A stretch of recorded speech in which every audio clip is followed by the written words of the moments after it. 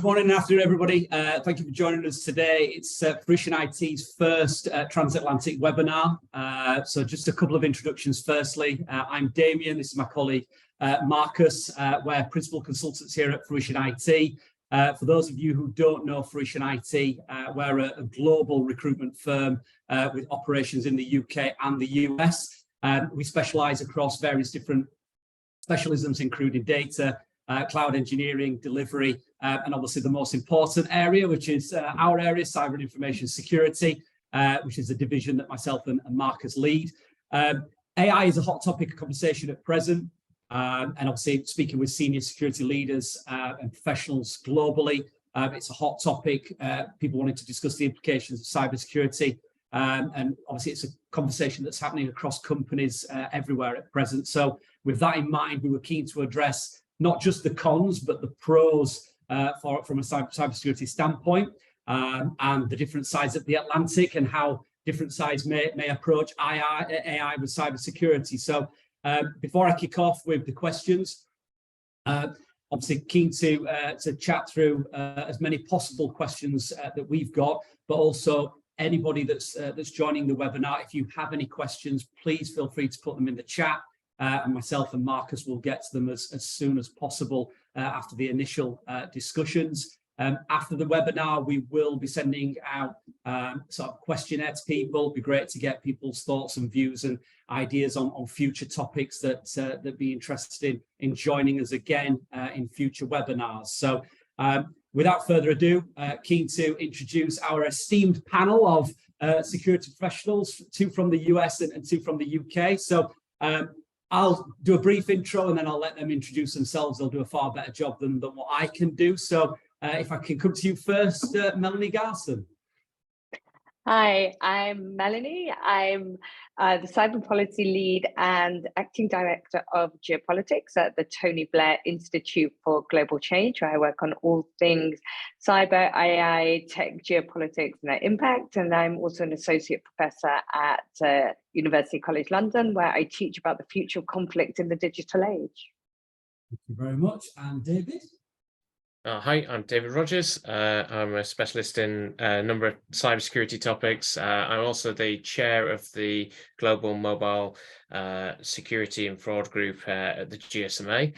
And I have an interest in AI, but particularly where the real world is not real. So where machines mislead other machines and humans.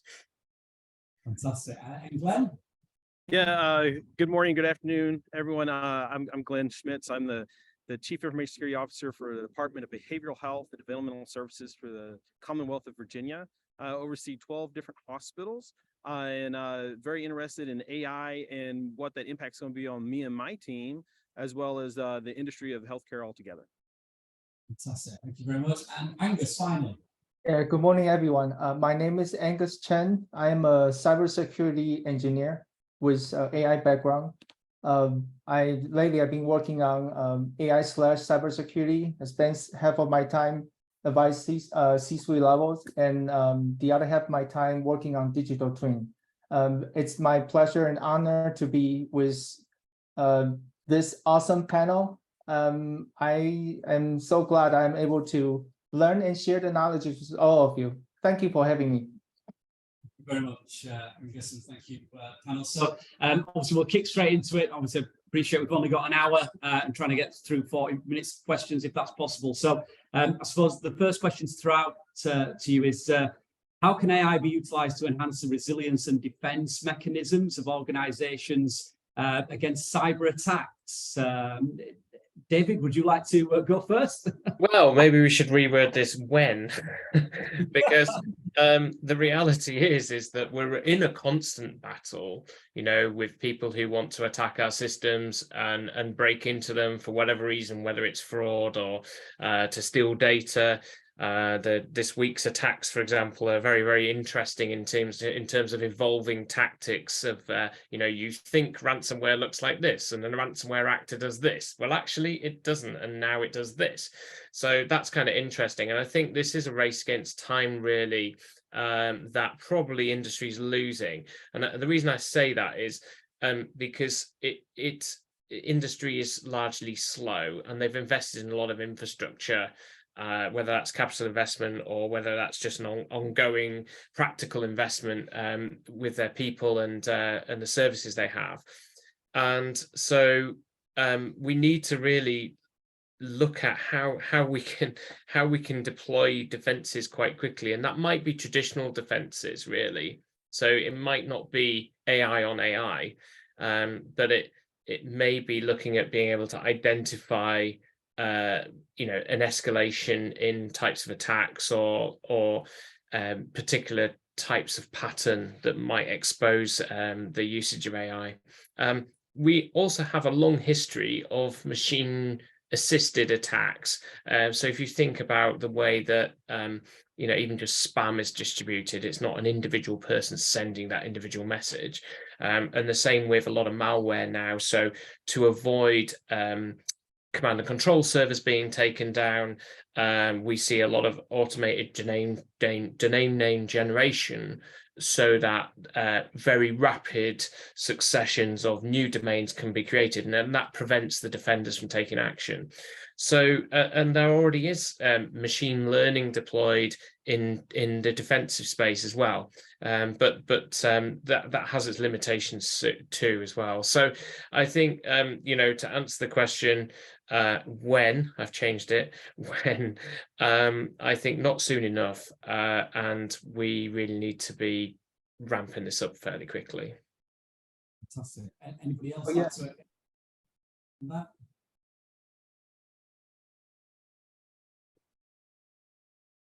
Okay, right. We'll jump into the next question. Yeah, I absolutely agree with Dave. So this past weekend, I'm an engineer, security engineer, so I need to keep update with the current technology. I was practicing prompt engineering. So what prompt engineering does is to modify the questions to in ChatGPT for it to answer that close to the human answer that people can understand. So this won't have the hallucination. While I'm doing that, I'm thinking that, wow, I can use this as an I can use ChatGPT to create malicious code. But I'm just, whenever I'm doing something like that, I'm just thinking that, wow, I can turn this great tools that AI into something potentially become lethal to the our corporate environment.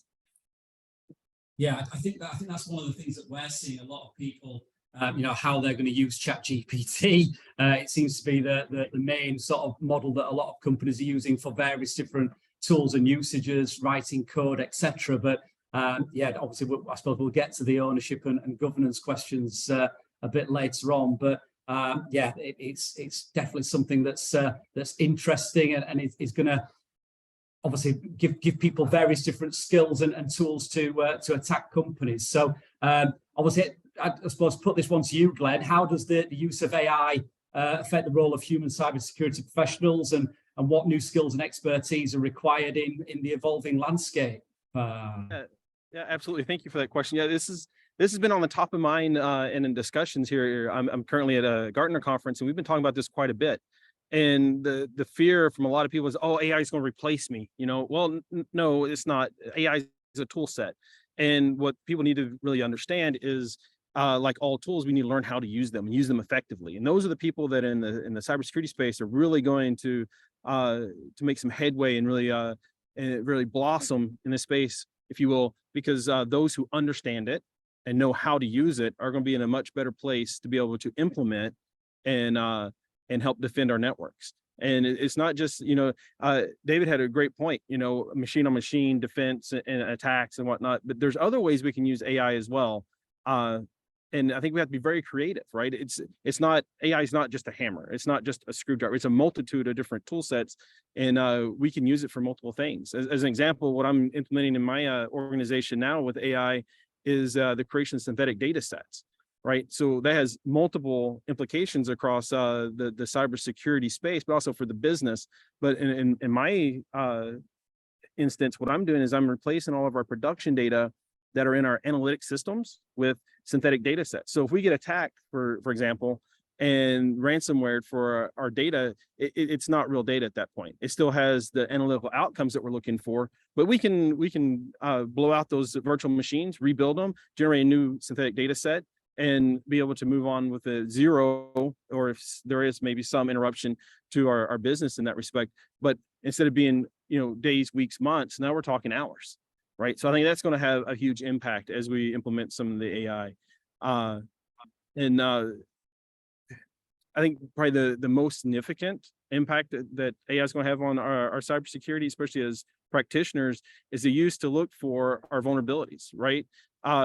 Right now, we're always patching. We're always finding new vulnerabilities. We got a lot of 0 days that are coming up. And I think we're going to start seeing more and more of these 0 days, because if we're not able to secure our source code, for example, the adversary is going to use AI to look for those 0-day vulnerabilities and then exploit them before we can. So it's going to become a race, right? Who can deploy the tool faster? Who can find those vulnerabilities quicker, and either in our case, patch them and make sure it's secure, or from adversaries' standpoint, can they exploit it quicker?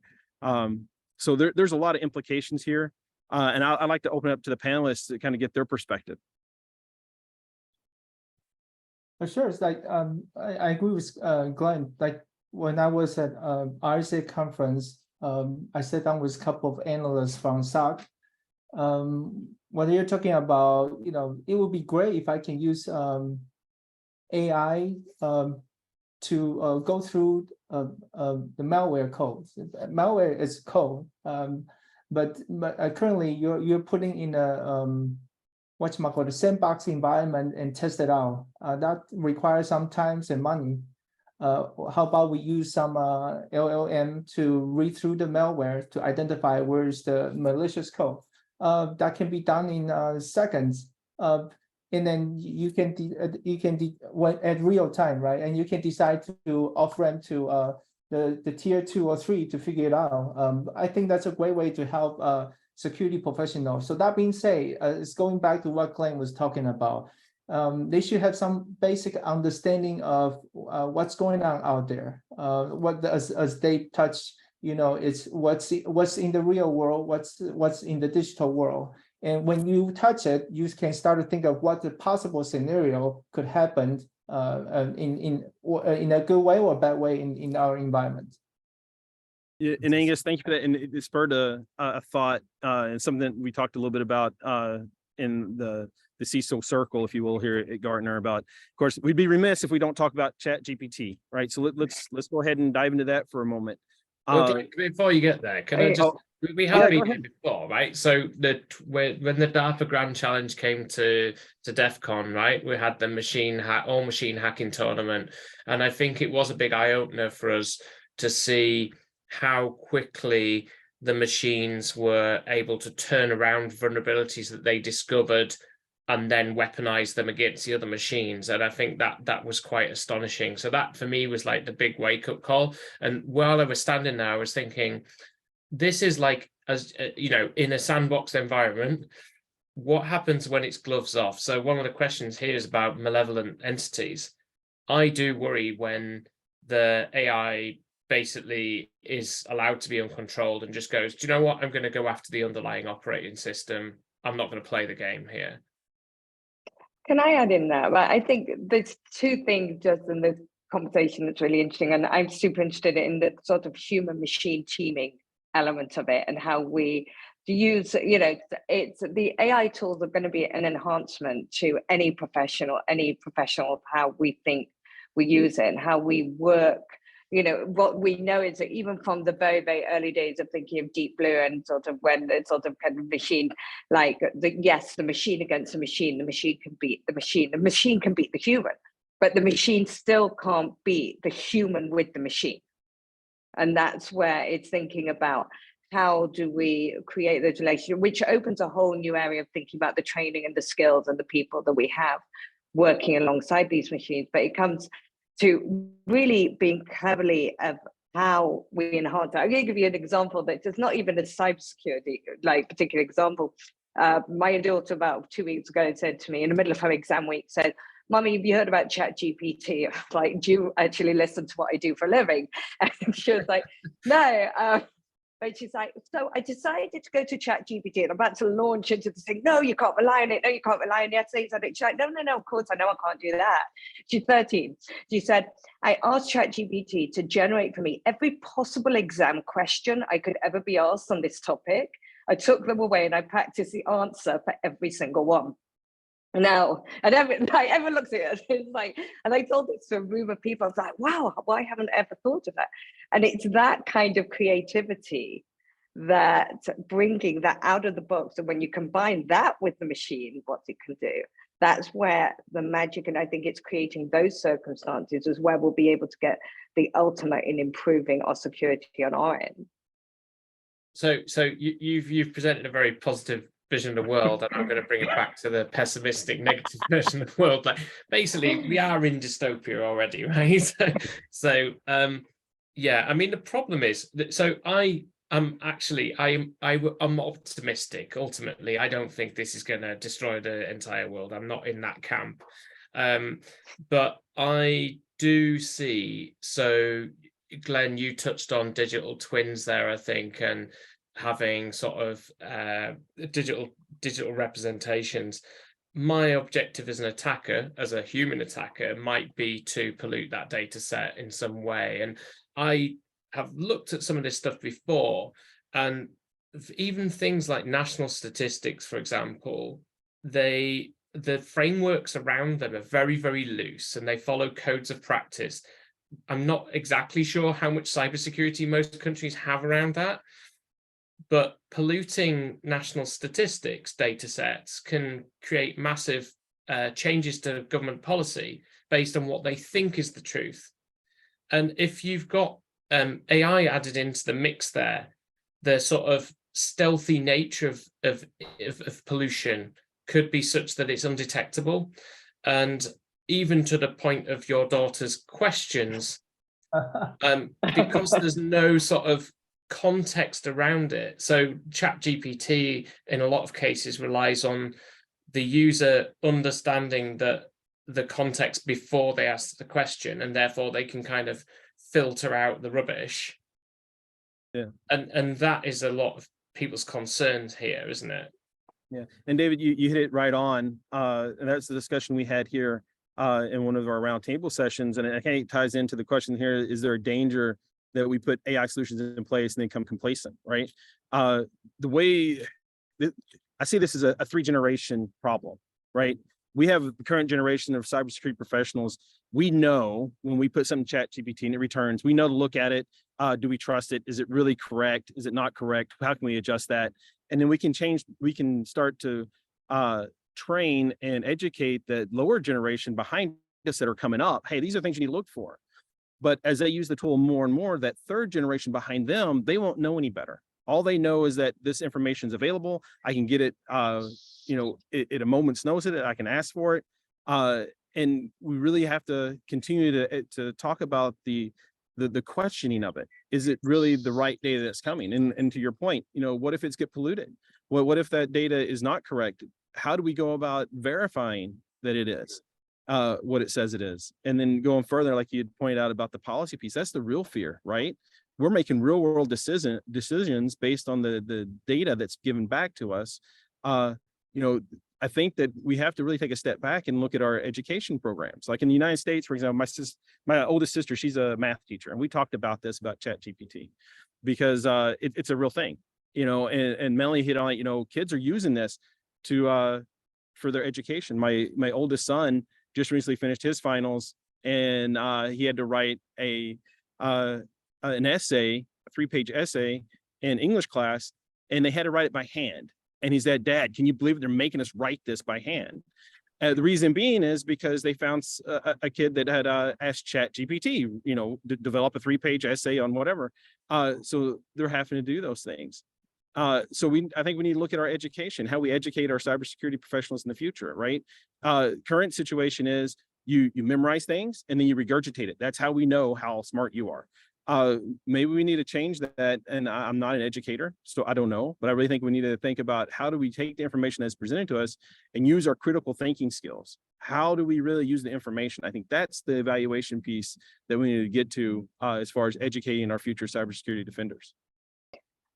I think that critical skills, I mean, this is one, and when we go to malicious uses, and particularly from a geopolitical standpoint, everyone's talking about in the sense of when it gets to deepfakes, when it gets to the generation, one of the things they've said with ChatGPT is a generation of, it can write the perfect disinformation, misinformation. I mean, it just writes anything, and people, you know, will put it in an essay and not question it. And it, at the heart of that is thinking from, and there are education systems that already do it. In Finland, places where they teach children from as young as 6 to begin to understand the information ecosystem and how you process information through that and how you apply the questions into it. And I think the point, the real tension actually that you raise with like statistics or any data, in the sense that as we're pushing governments to data-driven decision-making, as we're pushing through that this will better provide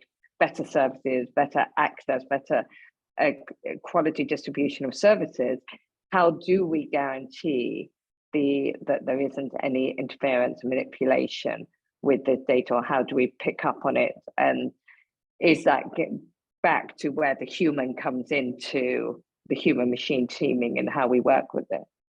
Yeah, absolutely. I mean, not only our kids use ChatGPT, attack vectors use ChatGPT.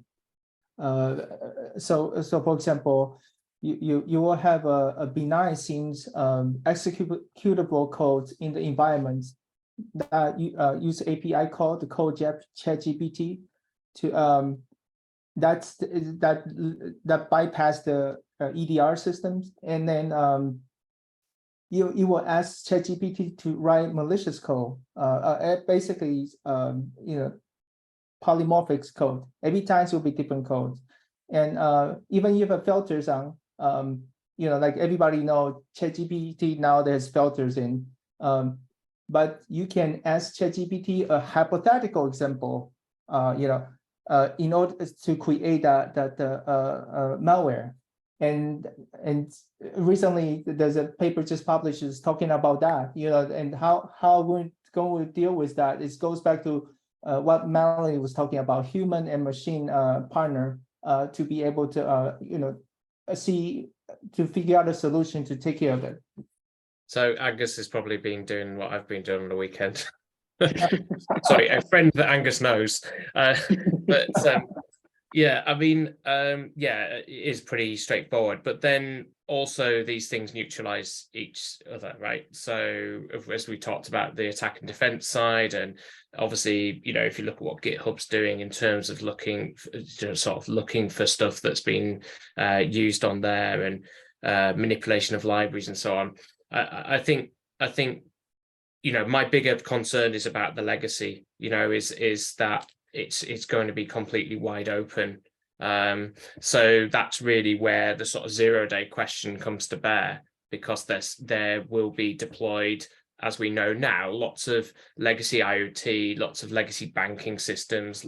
So actually, you know, we maybe need to be concentrating on this more than the post-quantum cryptography question, because this is like an imminent now problem, whereas the post-quantum crypto question is actually a question mark.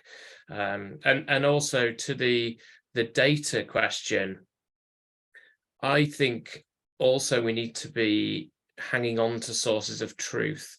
So, for example, even digitized books, so Google's digitized lots of historical books, we can't assume to rely on that information being valid. So the physical objects need to be protected. So we're talking about physical archives, not just also keeping the internet archive secure, but the physical archives, the real original documents, need to have a greater level of requirement on them for security. If we can just go to a couple of questions, because we've got quite a few that's coming in from our guests. So I suppose one of the questions we've got is are there any limitations or challenges that organizations face when implementing AI-driven cybersecurity systems? And I think that kind of resonates with a couple of questions that have come in around looking to the future. Are you envisioning adding AI to our traditional layers of security, or also looking to be adding new layers for prevention and defense? So what's your thoughts around sort of those areas, please? Well, just 2 quick points from me. So first of all, basically it's a control theory question, which is where things oscillate out of control.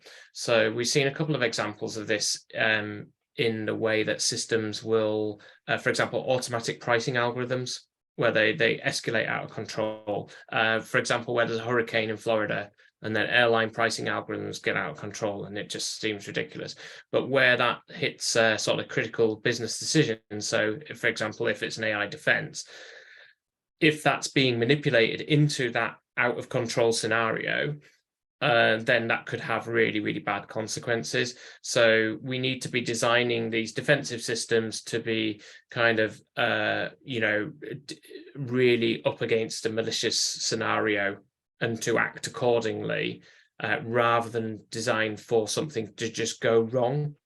So I think that's the main point there. Okay, Glenn, Melanie, Angus looks like he's busy typing away.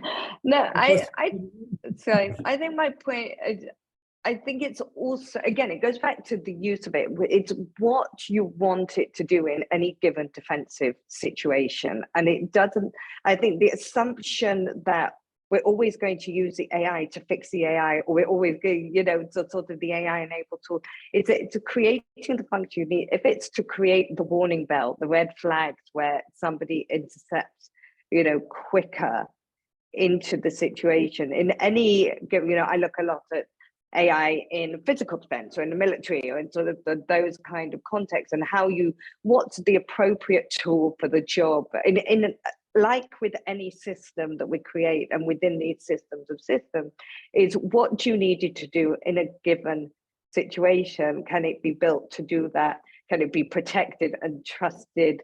Can you build it in a way that you have enough of a glass box around it rather than a black box around it, that you understand exactly what it's going to do, and that it performs the function within the systems you need to do. So I think sometimes we sort of over anthropomorphize all the processes together rather than disaggregating, using the bits of it we need and the power that we need of it in this enabling of a system.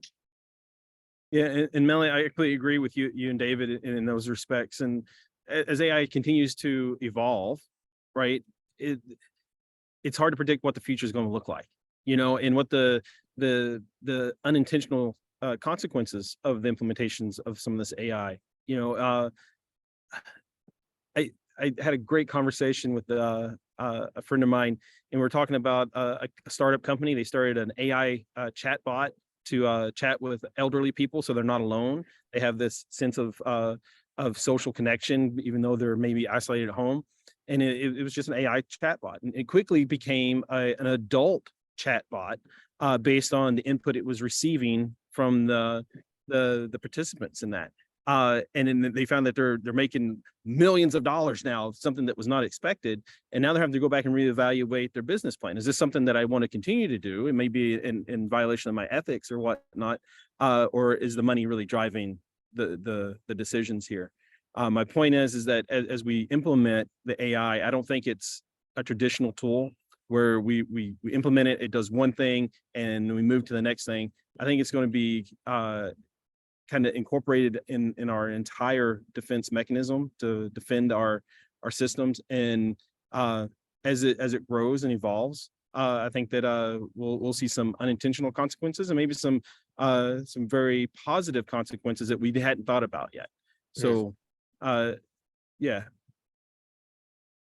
Yeah, I suppose, sorry, David, I suppose talking about ethics and things, that kind of moves on to our next question. But David, obviously, if you want to, sorry, I jumped in there. If you want to add something to Glenn?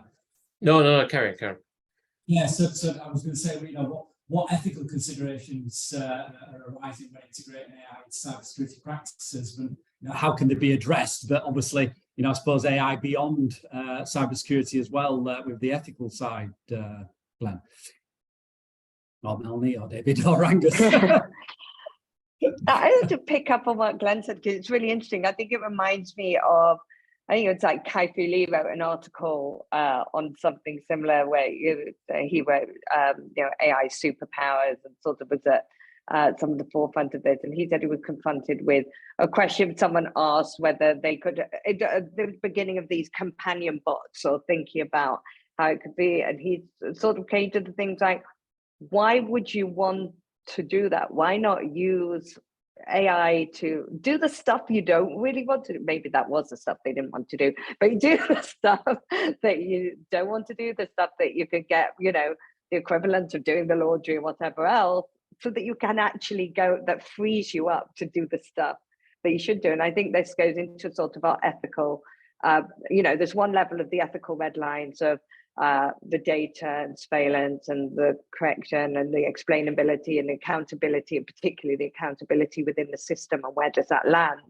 But it's also in what and why we're developing. And I think there's an interesting question that came in here about how people like Jeff Hinton are sort of now distancing themselves from the responsibility of making sure AI doesn't cross boundaries and things like that. And we had I had this discussion with someone this week and was saying that really the problem is they were asking the wrong question from the first place. They were sort of really looking for how to replace human intelligence rather than thinking about how to enhance human intelligence. Yeah. And isn't that the problem, Melanie? Everyone's just bundling the whole lot of machine computational decision making into AI as a kind of AGI and a general intelligence, which a super intelligence in a way. And that's not the case in most cases. And actually, if you kind of peek behind the curtain of a lot of these AI solutions, they're not very AI-like. So yeah, I mean, there's a lot of fear out there, but I mean, I find it absolutely bizarre the way that Sam Altman's traveling the world at the moment, and people haven't picked up on that. I think there was one person picked it up today and said, think about why this guy is actually going around the world doing this now, because regulators are thinking about the genuine human concerns and genuine ethical considerations, and the very real need to kind of maybe hit the pause button in certain areas. And somebody asked about, basic questions about, in a healthcare setting, what happens if somebody puts patient data into ChatGPT? Those basic questions we need to be able to answer fairly quickly. And none of these companies have any interest in doing that, and that nor have they decided to build any safeguards around that. So it's no wonder that governments are concerned about totally unconstrained development of all of these different strands that we call AI. And David, you hit on a key point about the PHI, right? I saw that question come in, and then right below it was another question about policy, right? So this is evolving so quickly, right? We're trying to get ahead of it to develop policies and whatnot. The policy that I put out to my hospitals is ChatGPT will not just altogether not be used for any type of clinical or healthcare implications, right? We're just not going to use it for that. We can use it for other things. I've asked, for help, how do I write a policy about this? What needs to be in the policy? I was coming up, kind of everybody shrugging their shoulders. It's new. We don't know yet. So I went to the expert. I asked ChatGPT, generate me a policy on the use of ChatGPT with sensitive information. And it did. And it's fairly good. I'll say that. But, I know what needs to be there, what doesn't need to be there based on my experience. And it goes back to what Melanie was saying, right? This is an incorporation of the human element with the humans and the machines. And again, it's a tool, right? And it's not going to replace us. To your point, David, we haven't got to the general and super intelligence yet. That may happen someday. I don't think we're there yet. Like you said, you peek behind the curtain and you see the man who's not really the super intelligence machine. It's gathering information and giving it back to you in a conversational way. So the question about the policy, right? I would be very concerned about using any type of sensitive information make sure that any kind of intellectual property is not used in ChatGPT. We talked about a case study here at Gartner conference about that, and I'm not going to disclose what company it was, but their sales teams were trying to come up with a way to use ChatGPT to generate sales, and they put some intellectual property in. Well, now that's part of the machine learning model. And so their competitors can ask the same question, and now they're receiving that intellectual property. So just caution the business that if they're going to use ChatGPT, that it's only to be used for general type questions and not anything that is sensitive or IP related. I mean, it's just a new level of corporate governance on that sort of the corporate governance level of having very strict guidelines for employees throughout the system of what is privileged in the same way in any other form of sensitive information, any other environment. It just unfortunately has to be made explicit of exactly, when and where. And there could be a case where, particularly with, whether, and this is when sometimes private life, LLMs are being developed, or to the extent where you just say you cannot use this on a work computer about work things in the same way that in sensitive environments other applications aren't allowed. Yeah, I mean, you could envisage filtering mechanisms. I mean, I think somebody actually put something quite similar about APIs earlier in the question thing. So yeah, I mean, but these are the key policy questions that need to be answered, and some of them will be answered quickly, because we already have frameworks that can cover this. It's just adapting those existing frameworks to cover this. Data protection is data protection. I'm kind of interested in Amy Swinford's questions here. Actually, I can see Angus is typing answers, but it's interesting about the whole. Again, this is peeking behind the curtain. So why does it seem so hard for AI that was built for legitimate purposes to recognize malicious use? I think it's because they're not very good. So whether we legislate the training sets, I don't know whether it's I don't know whether that's going to happen. It might. That sounds like certifying, this stuff is going too quickly and it adapts too quickly. It's like saying we need to certify a product is secure. Well, we can't do that because something could be announced as vulnerable the next day. So having that label is kind of meaningless. And I feel that's similar in this space. Maybe we just need to certify that the approach that was taken, so like secure by design, and means certain elements and certain things that can be audited and checked. But equally, I think well, I'll leave others to talk. So there's also a questions about the diversity in AI. While we're talking about policy, do you guys think policy should play the role in terms of diversity in this AI or cybersecurity field? I think there's two levels on that. On the diversity question, when we're thinking about the models that are even in that, one is where the data is coming from. So in a lot of, if we think about globally, and it's one of the things that I talk about a lot when I'm working with some of our country governments, is that there's such strong data localization laws that some of the data, even in that you can't get access to the data to be able to create the diversity within the data. If we're looking at that from a global perspective. So if we're thinking, and it's on the questions on any form of learning model, I'd say to them, well, do you want the antibiotic side effects only to be the ones that are known about in the Western world, or do you want the side effects from your healthcare system to be known about as well? Now, how you then share that safely and is a different question. But so I think there's that level of diversity. And then so at the same time, it's the people then building these language models. Does it take diversity to think that diversity? Yeah, as I'm reading listening to you reading her chat, I'm thinking what other possibilities. So this audience was talking about software developers in the AI field, right? From my perspective, in this AI field of cybersecurity, there's not necessarily just software developers. There are so many positions other than software developers. I think first of all is for you to identify what's your passion, what you are really interested in, what you're good at, and from that angle, you can look at the entire ecosystem to identify the the role that you could play, and then take advantage of the policies that Melanie was talking about. I think that would be a good approach to enter this field, if I understand your question correctly. I'm talking about the audience. Fantastic. Do you want to go with the next question?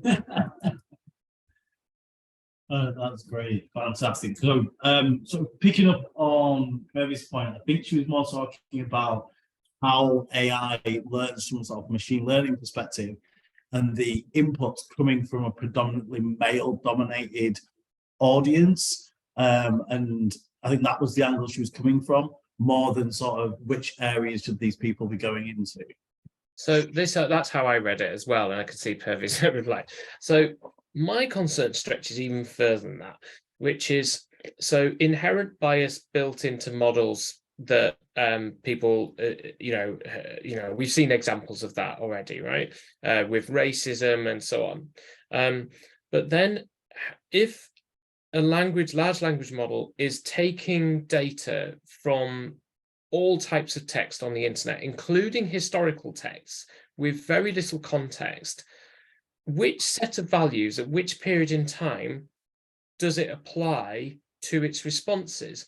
Does it take an aggregated view on that? I'm sure it probably just does, right? So there is incredibly racist language in a lot of text going back into the, in time. And if that's fed into these large language models and doesn't meet the current human set of values, that's extremely dangerous. And nobody's really contextualizing that at all or labeling documents in that way. And I think that's really concerning to me. I mean, like how they do on TV now, but certainly on sort of British television, that you have that for certain programs, that historic programs, that they label that it has sort of outdated stereotypes and tropes within that programming. Yeah, and I'm not talking about changing the original text. I think as long as you contextualize something in its time frame and help the AI to understand that context, all it is really metadata that's attached to that. And there's metadata about other things, even basic information, where a document says that Britain rules the Americas, right? I won't go down that road. But that could really change things, if it gets it wrong. Yeah, absolutely. And David, to that point, so because we're starting to roll out an AI in our organization, and one of the key discussions I had before we started doing that is I brought in our inclusion diversity officer and asked her, what are the things that I need to think about? I'm a security person, but understanding that the data sets that are fed into this, want to ensure that we capture the diversity of our patients, and ensuring that when we start looking at analytics of the healthcare system, what are the best treatment plans? And there's still an ongoing conversation around that, right? And I think that's something, and you mentioned, contextualize it so the machine understands, and I think that's hard, right? Because the machine is the machine. And when you start talking about ethics, and we're going to go back to the ethics piece for a minute, and that's something that the machine inherently just does not have. We have a lot of unwritten social rules, and what some people may call ethics of the human nature, that are they explicitly taught? Well, sometimes no, they're not taught. We just understand that this is socially acceptable and this is an ethical behavior. The machine doesn't know that, right? We can maybe flip it on its head then. So if we're talking about medical treatments, for example, there are a number of examples where historical, old wives' medical treatments have suddenly turned out to be actually there is an inherent medical property to that. So setting an AI against that neutrally with no context may actually deliver some kind of benefit in certain spaces based on these large sets of historical data that we've never been able to read at that scale. So it's not all bad, Oh, no, absolutely not. I agree with you also. One of the example I've seen is whatchamacallit, the paper towel dispenser, right? If you're darker skin, you wipe your hand, you don't get a paper towel. Then you put a toilet paper over your hand, you swipe it, you get a paper towel. Was that intentional design by intention? I don't believe so. So I sit back and think about that. Why would that happen? It's because most of the development in this area are mainly in Eastern world. And another example would be, Western culture, I'm sorry. And another example would be, if you go back to read papers that read it with ChatGPT or BART, you're going to see that the papers, any knowledge they scrape online are mainly in the Western world.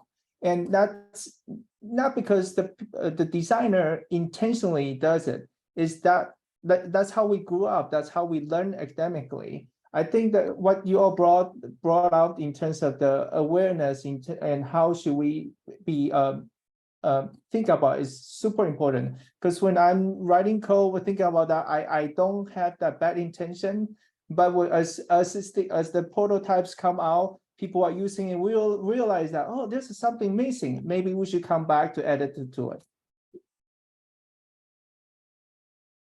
But I think, we were discussing this. I was discussing it to tweet with some, because the large language models are notoriously bad, and the question of how they operate across languages anyway is the real, are they able to synthesize multiple languages, particularly languages in different scripts, and simultaneously in that, which is where you're going to get this problem that you're only going to get references that come from the Western world, because how that sort of operating across scripts is highly imperfect at the moment.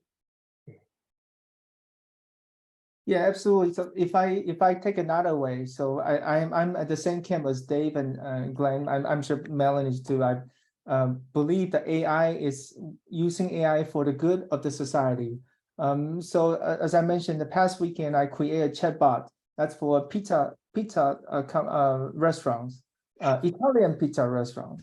So I understand somewhat understand Italian culture. They don't eat pineapples. They don't like pineapples on over the top of pizza. So I will, in the prompt engineering process, I will specify that we don't, we explain the reason why we don't accept pineapple pizza order, and that also embedded the cultural consciousness as part of the in the AI. And that's what I see, how we can use AI in a positive way.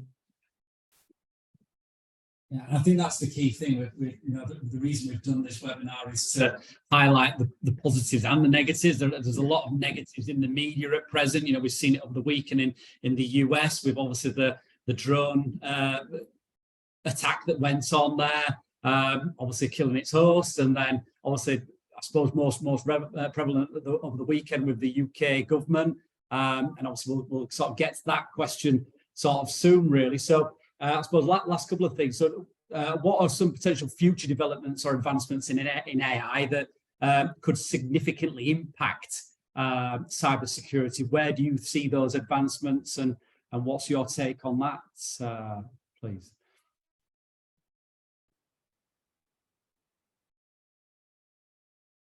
That's a hard question to ask, right? I mean, answer. It's easy to ask, hard to answer. Because this is evolving so quickly for us. I can tell you my perspective, what I've been thinking about of late, and then David kind of brought it up about the post-quantum encryption thing. That's still a question mark, right? Well, what happens whenever we take AI and put that into the quantum equation? What will that look like? Where's that going to take us? That's something that I really think that we should start exploring. Like David had mentioned before, that's way in the future, but how fast is that train moving?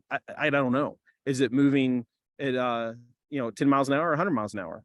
Or in some cases, is it moving at 60 kilometers an hour or 120 kilometers an hour? I don't know, but I think it's something that we need to consider. So that's a hard question to answer. I just thought I'd throw it in there just to see what the experts thought, really, Glenn, but I appreciate that. But I suppose that the last question that we kind of wanted to pose from our side, and obviously it's touching on the sort of the UK government piece over the weekend, is who is responsible for the overall control and governance of AI? So, is it government? Is it businesses? Is it us as individuals? Who ultimately should be responsible for it? So what's your take? Simple answer, yes. I think it's a combination of everybody, right? I think we have a social responsibility as individuals. I think there's a part for government to play. I think there should be some regulations there, and definitely the business, right? The business is going to exploit whatever tool they have to make money. That's their job, right? And I think that as government, there should be some guardrails there, but more importantly, as citizens, we should have a voice and say this is okay or this isn't okay. But again, I think the answer from my perspective is yes. I think it's all three. I would agree. I mean, it has to be, multi-stakeholder model and anything being developed together with the vision of what you want to look like. So it's like having that strong vision of if we're wanting AI to be for the good, if we're wanting that to be able for farmers to be able to know the weather, to be able to better farm their crops, if we want to have better precision medicine for people so that we have personalized medicine, that we increase longevity, what is that vision for society? Where is the AI used, and where do we make sure that we're putting in the checks and balances for that? That's both regulatory, that's both where we think about what are the red lines in that process, or what are the alarm bells of how we develop that. But also it has to be a conversation with the developers of the technology, because otherwise we're, from a policy perspective, it's always what I call the Roadrunner problem, right? It's like Roadrunner is off there, we're Wile E. Coyote, we come with the big bomb of regulation, legislation. It's massive because we've taken like 10 years to think about it, and it hits far too late, and Roadrunner's always off there. So it's the theory is, and this is why it's worth bringing up that question, quantum times AI, and even think about what's going to happen in space with it, because if it takes 10 years to develop the policy and the technology is only 10 years away, we're already behind. Yeah, I mean, also it depends what country you're in, right? So some extremely authoritarian countries are both going to use this to subject their own population to more, propaganda and suppression.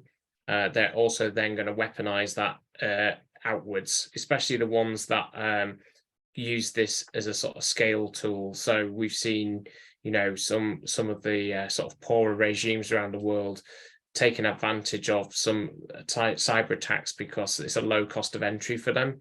They don't need to build a nuclear weapon in some cases.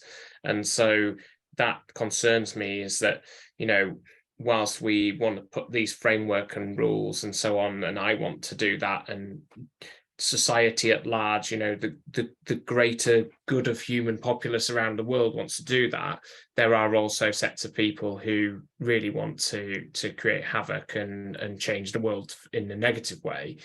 And that does concern me, that if we drive the development underground, essentially, that we're going to be in real trouble, that we basically we're putting both hands behind our backs and putting both hands behind a defensive AI back in terms of, the countries that do regulate, that they would not be able to cope against an offensive AI that's targeting that country. So I think we just have to think really, really carefully that we don't create that situation for ourselves, even though we've got good intentions. I agree with all the panelists. So I see technology development as the economic engine. That's what drives the whole world right now. And I also personally have seen benefit from AI. For example, writing a paper, it will help me to correct or even finish the sentence for me before I can think of the words. That's wonderful. But in terms of governance, the governments are very, for example, someone talk about healthcare, or the example I give you about the pizza restaurants. Are you going to have the same governance for the pizza restaurants versus the healthcare, the hospital? Of course not. That's something we need to think about. And what I have seen in the past 2 years, as far as governments has done a lot of work, especially, for example, in the United States, of course, in EU, like the development over NIST, they are soliciting the proposal for AI. They try to encourage business to get involved. I also have seen the development on the EU side. There's a pushing sense of chapter of trustworthy that's come out from Germany, and they are encouraging. It's come from the private sector. They're encouraging their supplier to be responsible for the products that's provided to Siemens. As far as individuals, there are a lot of noise. I mean, everything we talk about, we heard from somewhere, we have read some paper, we talked to the expert and so forth. Am I 100% right? I'm not so sure, but I think individuals do need to go to the resources to understand what is going on at the least the level that you need to know, and then to understand what are you responsible for in this part of I call it the AI renaissance right now.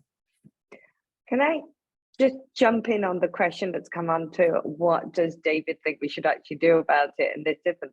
I think this points to a big point of actually how we work with other countries and and the digital divide, and thinking of also the future of access to compute divide, and where we have a responsibility with our development, and not just because whether we like it or not, China's doing it really well in Africa. They provide the infrastructure, they provide the support. People in those countries see no reason not to then follow the lead in how the technology is used and regulated. And there needs to be greater consensus in how we support development more equitably, or access to technologies, building the ecosystem, so that there can be all the voices at the table, or there's buy-in to a more global outlook. So it's not the authoritarian regime that there may likely always be a few, but to try and minimize the extent of that, it also falls to where we work with other countries.